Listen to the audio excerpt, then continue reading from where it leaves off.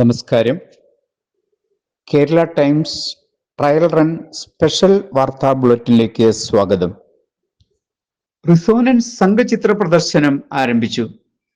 Chalakudy palace റോഡിലെ ചോല art ഗാലറിയിൽ വടക്കൻ ജില്ലകളിലെ 12 കലാകാരന്മാരുടെ 80ഓളം ചിത്രങ്ങളുടെ പ്രദർശനം ആരംഭിച്ചു.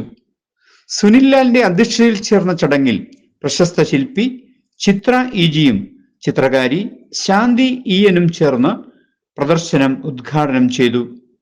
പ്രശസ്ത ശില്പികളായ Joseph M Varghese, M K Johnson, ചിത്രകാരനായ Vasudevan Paduthol, palace residence association president Wilson Kallan, ചിത്രകാരനും നാടക പ്രവർത്തകനുമായ സുരേഷ് മുട്ടത്തി, ശശികുമാർ കതിരൂർ, ദീപ കെ പി, സജീന്ദ്രൻ കരടുകാൾ എന്നിവർ സംസാരിച്ചു.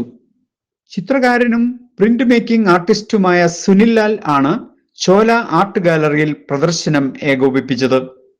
ചരിത്രമുറങ്ങുന്ന ചാലക്കുടിയിലെ പാലസ് റോഡിലെ ലേഡീസ് ക്ലബ്ബാണ് കലാകാരനായ ജോമോൻ മാമ്പ്ര ചോല ആർട്ട് ഗാലറിയായി രൂപഭേദം വരുത്തിയത്.